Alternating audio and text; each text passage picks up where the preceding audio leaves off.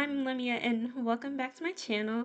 Today I'm talking about the second episode of The Stone Thrown in the Lake. You can go read this over on tappytoon if you haven't already, because there will be spoilers in this video, so please read first. Grab your snacks and your drinks and let's get into this episode today.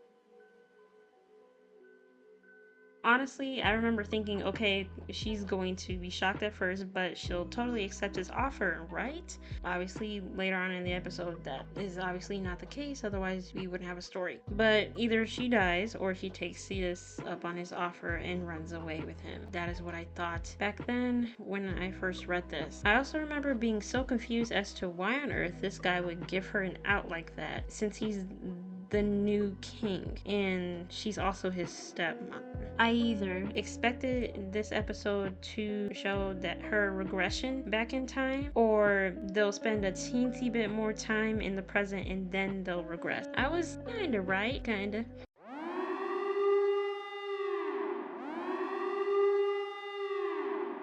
Episode 2 starts off on, in my opinion, a hilarious foot because Ivory and Cetus are continuing their discussion. And mind you, when I say continue their discussion, I do in fact mean Ivory yelling at him. Seeing Ivory's reaction to that, well, to him, made me laugh longer than I should have on my first read and on this one. I like how Cetus just repeated himself to her, and after she yelled clearly that she tried to poison him and framed him for treason, Cetus said, "Girlie, do you think I care? Do you think I care? I don't care about that. I care about you."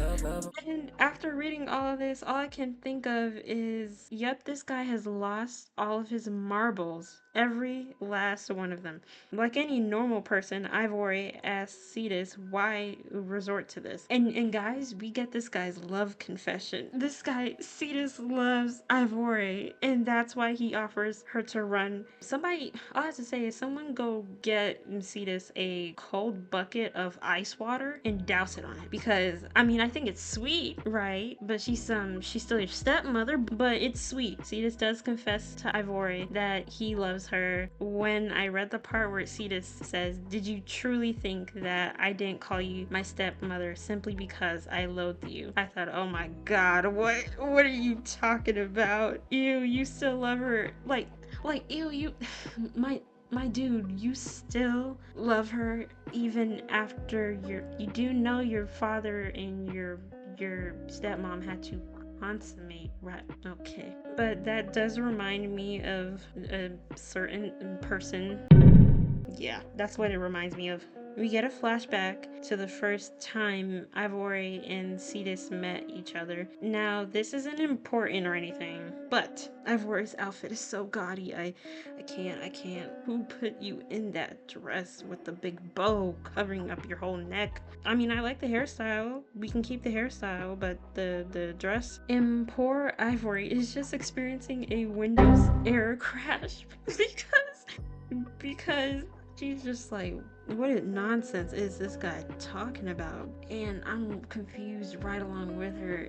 For some reason, I read this quote from Ivory: "How dare you covet your stepmother? Do the 10 great families know what a lewd man you are?" End quote. With Quentin Tremblay III voice, like the voice that he has in Gravity Falls. It is I, Quentin Tremblay! I don't know why, but now I can't get it out of my head. I can't read that line without thinking of that. I thought it was absolutely hilarious when I first thought of it, because I was just like, oh god, what the heck am I thinking right now?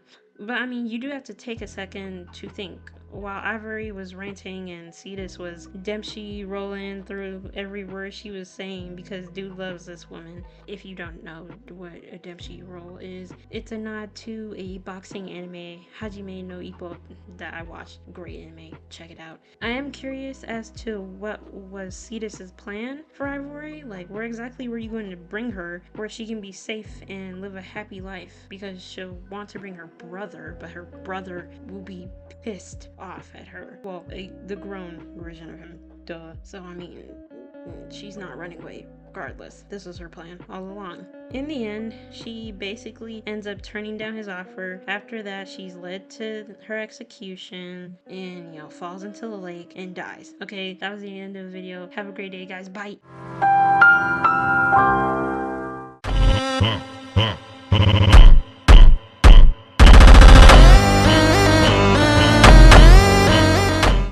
I got y'all. That is not the end of the video. I do remember I was hoping she would take the offer because I didn't want her to die like a dog. I didn't want to watch that because it still makes me feel a little sad. Like, no, please don't do this. Don't die. Like someone come in and save her or something. I do feel bad for Cetus because he does love her. He has his head down the entire time she's about to die, and he doesn't even like look up the whole time. She still dies in the end, which sucks because Duran doesn't know how she actually loves him and sees him as her brother. Like the sheer dedication to be something you are not for the sake of someone you truly care about, to elevate them and make them look like a hero to everyone else because they were already born a bastard from the very start. So that's a huge disadvantage in terms of status. Like to do that for someone, I think that was really amazing, and I think Ivory was such a cool person for doing that for her brother.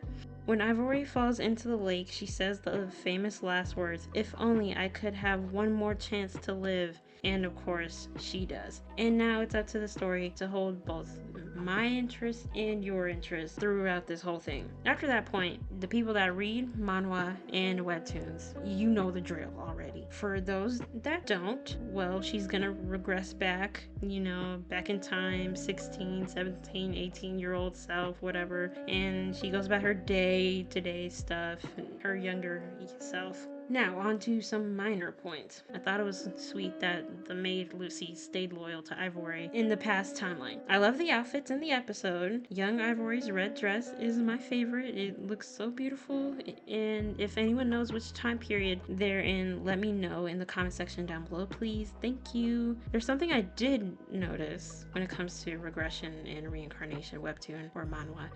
A lot of them have the MC waking up in their bed from sleeping. It's just a small observation. I know it's not every single one. For the nitpickers, yes, I know it's not every single one that does that, but it's just something I noticed. Ivory trying to make immediate progress. So I like that Ivory is trying to make immediate progress. She's not waiting the next day, the week after, the month after, remembering the day when Duran and her probably bumped into each other, asking her tutor if Duran can join her lessons with her, even if he's behind. She's being accountable of her past self and taking immediate action while still giving a relatable and believable reason as to why she couldn't express herself.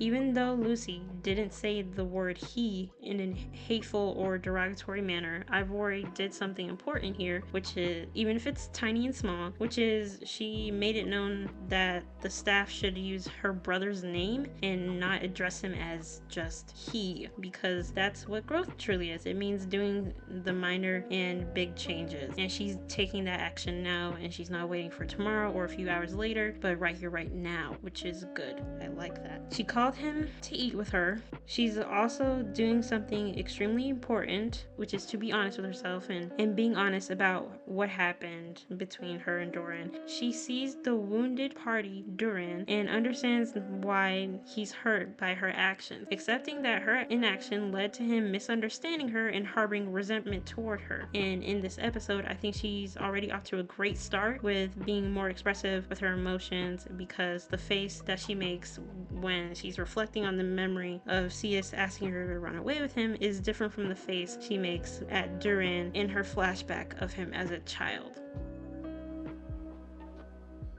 My favorite moment in this episode is, of course, Ivory taking accountability for her own actions and deciding to move forward, immediately doing the necessary things for her little brother to be treated far better right now, well, this go around. I don't like Madame Harris. She can go fall in a ditch for all I care. I don't like her attitude. Honestly, you can tell that that woman doesn't enjoy anything in life. Nothing. Like, every single thing must be her way. In one image, Shojin came in and said, "Why does she look like a guy?" I started cracking up. Like, oh man. I mean, she does look like a dude there. You have to admit it. You have to admit that she does, guys. Come on. And lastly, after Ivori told herself she'll be more expressive and show her affection towards Doran, I felt happy and excited for her. And then I see Doran coming in all messed up, dirt, scuff marks on his clothes. All I have to say is RIP to the maids that have to clean up all that dirt that he left behind, you know, like a trail. Cause oof. But that's all I have for today. Thanks for chilling with me and, you know, listening to me talk about this. Please let me know your thoughts. You know, let me know what you think about this episode. Like I said, I want to discuss this. I want to see what everyone else thinks about this. I don't see people talk about this manhwa, so, you know, I want to see what everyone else is thinking. So please like, comment, and subscribe, and have a good day, guys. Bye.